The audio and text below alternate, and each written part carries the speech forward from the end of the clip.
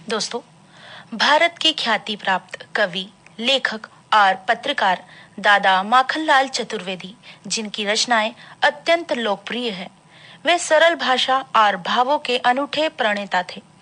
प्रभा और कर्मवीर जैसे प्रतिष्ठित पत्रों के संपादक भी रहे। माखनलाल जी ने ब्रिटिश शासन के खिलाफ कई लड़ाइयां भी लड़ी, नई पीढ़ी को प्रोत्साहित किया और वे गुलामी की जंजीरों को तोड़कर बाहर आए। माखन दादा सच्चे देश प्रेमी थे। इनका जन्म 4 अप्रैल 1889 में हुआ। आइए दोस्तों, सुनते हैं वार्ता तरुणों के प्रेरणा स्तंभ दादा माखनलाल चतुर्वेदी की पुण्यतिथि पर।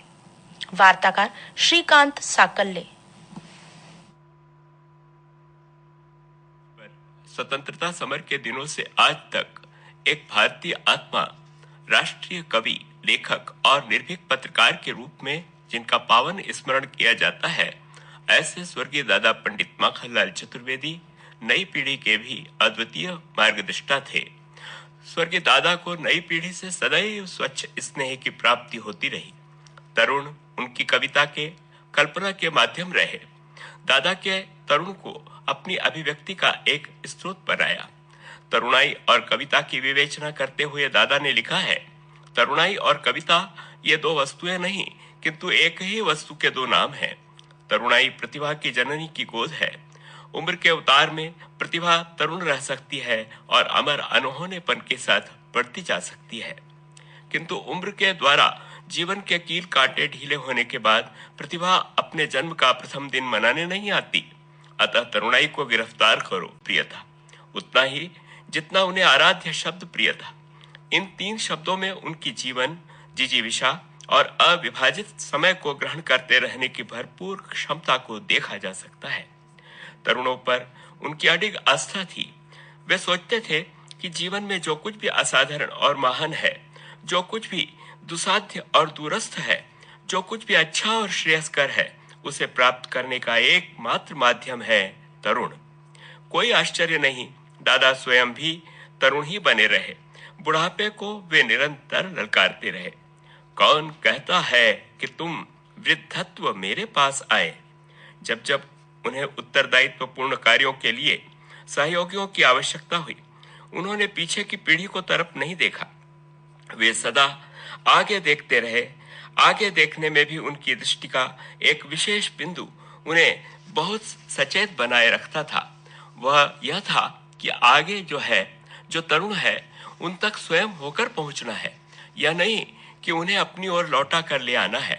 दादा कहते थे, मंद दृष्टि रूढ़ी को सिर पर लाद कर चलती है और तीव्र दृष्टि आज की अचानकता को कल का आश्चर्य बनाती है और परसों का अभ्यास का रूप देकर आए दिन के आविष्कारों का निर्माण कर युग के वैभव के रूप में उन्हें प्रस्तुत कर देती है।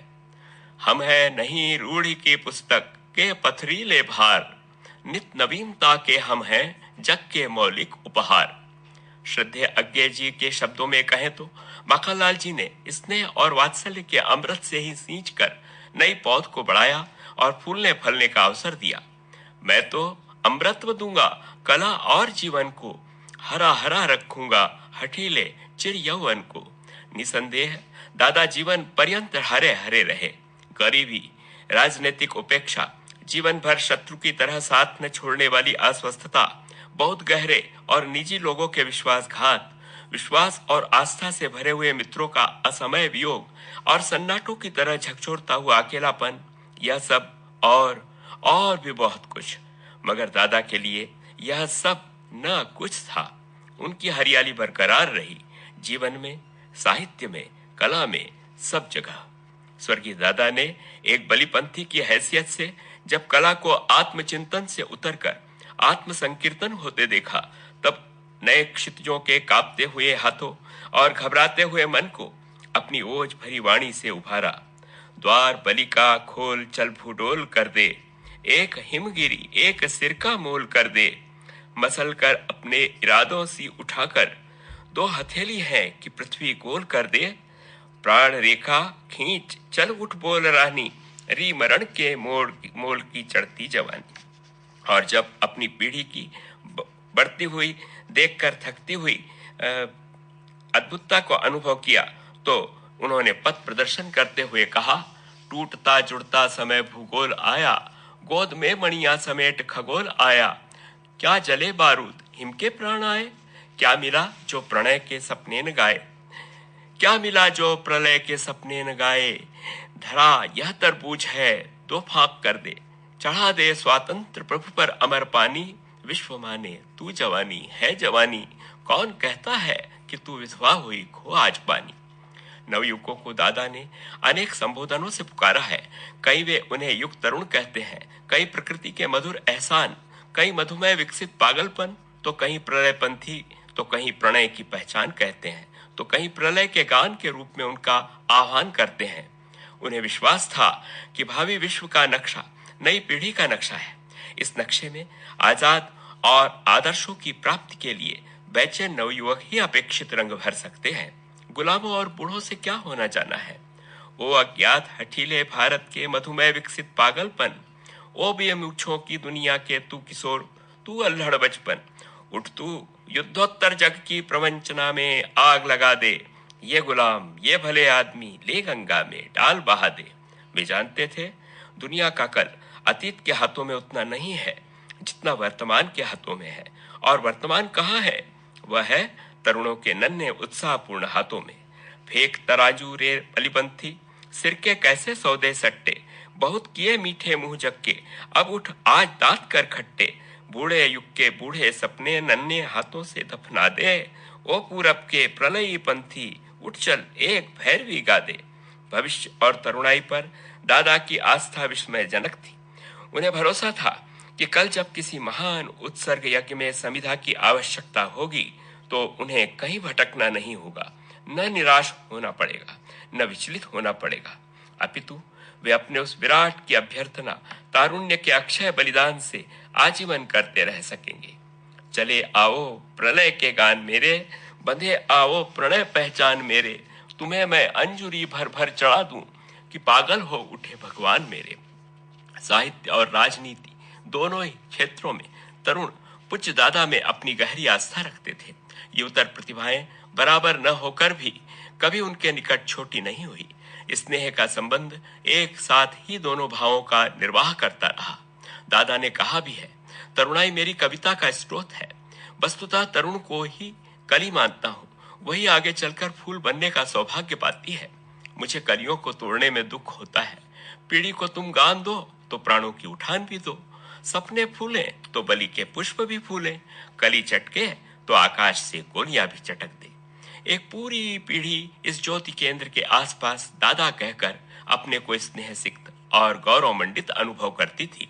महादेवी वर्मा, बालकृष्ण शर्मा नवीन, सुभद्रा कुमारी चौहान, गजानंद माधव मुक्तिबोध, जैनेन्द्र कुमार, उदय शंकर भट्ट, हरिकृष्ण प्रेमी, जगन्नाथ प्रसाद मिलिंद, रामधारी सिंह दिनकर, भवानी प्रसाद तिवारी, प्रभाक चंद शर्मा, जगदीश गुप्त, धर्मवीर भारती, शिवमंगल सिंह सुमन, भवानी प्रसाद मिश्र, गिरजा कुमार माथुर, प्रभाकर माचवे और भी न जाने बहुत से नामों से यह सिद्ध होता है कि दादा केवल कृतिकार ही नहीं, कृति कवि भी थे। डॉक्टर प्रभाकर माचवे ने दादा को अपना काव्य गुरु मानते हुए लिखा है, हमारे मिट्टी के लौंदे की तरह आकारहीन संवेदनामय किशोर मन को उन्हीं की उंगलियों ने आकार दिया। नई पीढ़ी के प्रति दादा की उदार दृष्टि प्रतिदान रहित दृष्टि थी। उन्होंने कभी कुछ नहीं चाहा, उल्टे उन लोगों को उन्होंने ताड़ना दी जो वृद्धावस्था में आदान की अपेक्षा रखते थे। उन्होंने लिखा, जिनके बाल सफेद हो गए हैं या होने लगे हैं, या जिन्हें अपने काव्य और विवेक की विशेषता का दावा है, उन्हें अपनी भूलों का प्रक्षालन करने के लिए युगों युगों की ओर लौट कर देखना पड़ेगा, और उपहास पूर्वक जिनकी उपेक्षा की थी, आयास पूर्वक उन युगों की खोज करनी होगी। माना कि देरी से किए जाने वाले इस कर्तव्य पालन में पीढ़ियां गौरव के हारों से उन्हें सम्मानित नहीं करेगी, किंतु यह संतोष तो बुढ़ापे में ही होगा कि हमने अपनी भयंकर भूलों का परिमार्जन किया। फिर हम यह भी जाकर देखें कि उम्र के उतार से जो तारुण्य या जो बचपन प्यार, प्रेरणा और त्याग पाता है, वह लौटा कर नहीं देता। जिस तरह हमने आने वाली पीढ़ी को दिया था, वह पीढ़ी भी आगे आने वाली पीढ़ी को ही देगी। अतः हम सेवा से ही संतोष माने, प्यार और प्रशंसा तो आने वाली पीढ़ियों को ही मिलते रहे हैं। मैं पहला पत्थर मंदिर का अनजाना पथ जान रहा हूँ, गढ़ू नींव में अपने कंधों पर मंदिर अनुमान रहा हूँ। श्रीयुत गिरजा कुमार माथुर ने स्वर्गीय माखनलाल जी को सूरज सा बेदाग बताते हुए कहा है, अंगार पर जो गंध क्षण रख दिया जाता है वह जलकर केवल सुगंध ही फैलाता है, अपनी गंध वापस कब लेता है। जो वेणु धरा को केवल स्वरों से आप्लावित करने के लिए ही हाथ में ली जाती है, वह अपनी मीठी प्रतिध्वनियों को वापस कब मांगती है। यही चरम उत्सर्ग है उन तन्मय क्षणों का जो तीव्रता से जिए गए हैं। स्टीफन जीविक ने लिखा है, immortality is not lie in morality or immorality, their intensity is all। यही अमृतत्व का पथ है। माखनलाल जी इस पथ पर एक कदम आगे बढ़ रहे हैं। जिए हुए क्षणों की तीव्रता ही नहीं, पावनता भी और उनका उत्सर्ग भी युग के लिए, आदर्श के लिए, नई पीढ़ियों के लिए। बलि के कंपन में जो आती भटकी हुई मिठास, यौवन के बाजीगर करता हूँ उस पर विश्वास। यौवन के बाजीगर करता हूँ उस पर विश्वास।